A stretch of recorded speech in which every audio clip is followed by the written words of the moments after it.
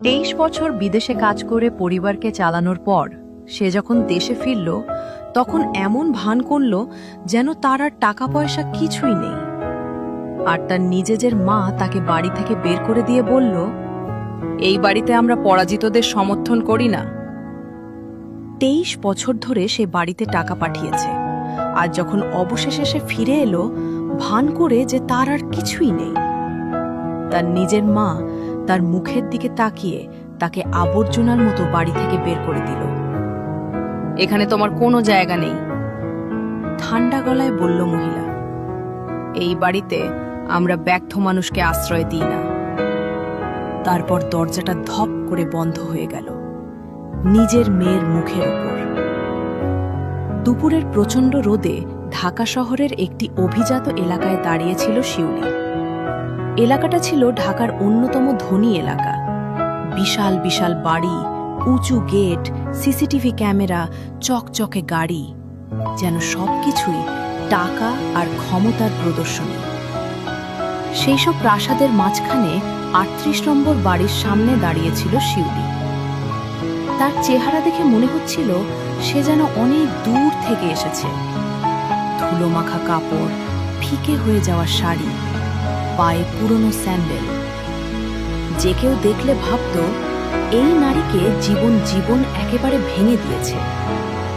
কিন্তু সত্যটা ছিল অন্যরকম, অনেক গভীর আর অনেক কঠিন। শিউলি গত 23 বছর কাটিয়েছে দুবাইয়ে। 23 বছর প্রখর গরমে কাজ করেছে। 23 বছর ধরে অন্যের বাসা পরিষ্কার করেছে, অন্যের বাসন মেজেছে, অন্যের বাচ্চা মানুষ করেছে। কখনো কখনো দিনে 14 ঘন্টা কাজ করেছে। তার হাতের তালু শক্ত হয়ে গেছে, নখ ভেঙে গেছে, পিঠে ব্যথা জমে আছে বছরের পর বছর। কিন্তু সে সব সহ্য করেছে একটা কারণের জন্য, তার পরিবার। প্রতি মাসে টাকা পাঠিয়েছে। নিজের জন্য নতুন কাপড় কেনেনি, কিন্তু বাড়িতে টাকা পাঠিয়েছে। নিজে ভালো খাবার খায়নি, কিন্তু বাড়িতে টাকা পাঠিয়েছে। নিজে একা একটা ছোট রুমে থেকেছে, কিন্তু বাড়িতে টাকা পাঠিয়েছে। সেই টাকাতেই আজ দাঁড়িয়ে আছে ওই বিশাল বাড়িটা। ওই বাড়ির প্রতিটি ইট, প্রতিটি টাইলস, প্রতিটি ফার্নিচার, সব কিছুই কেনা হয়েছে শিউলির রক্ত আর ঘামের টাকায়।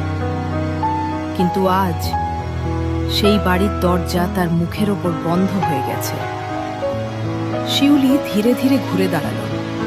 তার চোখে পানি ছিল না, কারণ সে কাঁদতে আসেনি, সে সত্য জানতে এসেছে। এই কারণেই সে অভিনয় করেছিল। সে দেখাতে চেয়েছিল যদি তার কাছে আর টাকা না থাকে তাহলে তার পরিবার তাকে কিভাবে ব্যবহার করবে। আর আজ সে উত্তর পেয়ে গেছে। বাড়ির গেটের সামনে দাঁড়িয়ে থাকা নিরাপত্তা প্রহরী একটু অস্বস্তিতে পড়ে গিয়েছিল। লোকটা শিউলির দিকে তাকিয়ে ধীরে বলল, আপা, আপনি ঠিক আছেন? শিউলি একটু হেসে বলল, হ্যাঁ, আমি ঠিক আছি। লোকটা আবার বলল, আপনি কি সত্যি এখানে থাকতেন?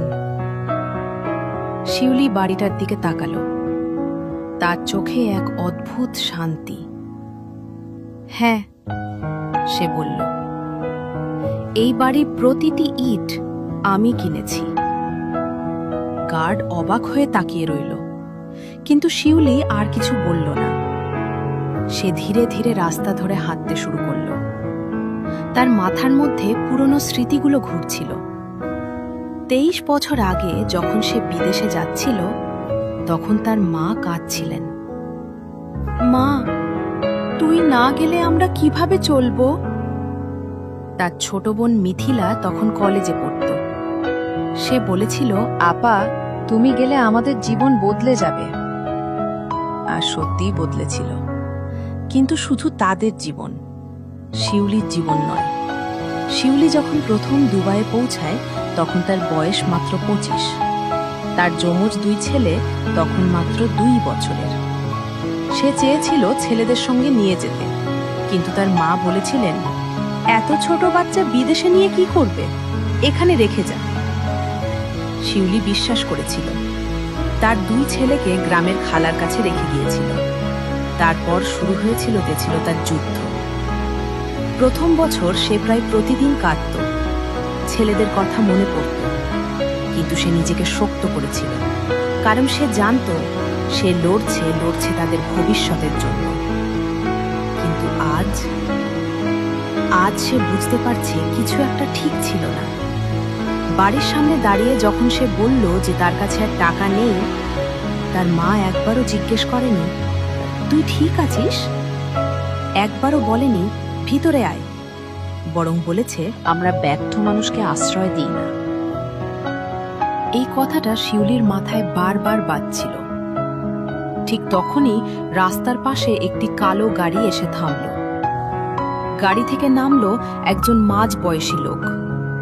লোকটা শিউলিকে দেখে দ্রুত তার দিকে এগিয়ে এলো। ম্যাডাম, সব ঠিক আছে? শিউলি হালকা মাথা নাড়ল।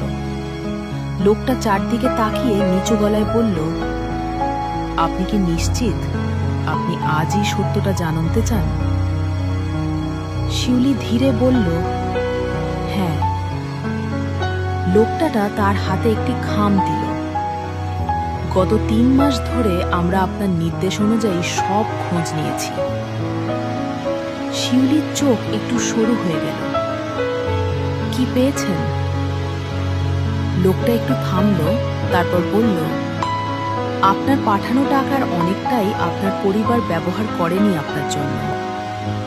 আমাদের ভিডিওগুলো ভালো লাগলে অবশ্যই ভিডিওটিতে লাইক করে পেজটিকে ফলো করে আমাদের পাশেই থাকুন।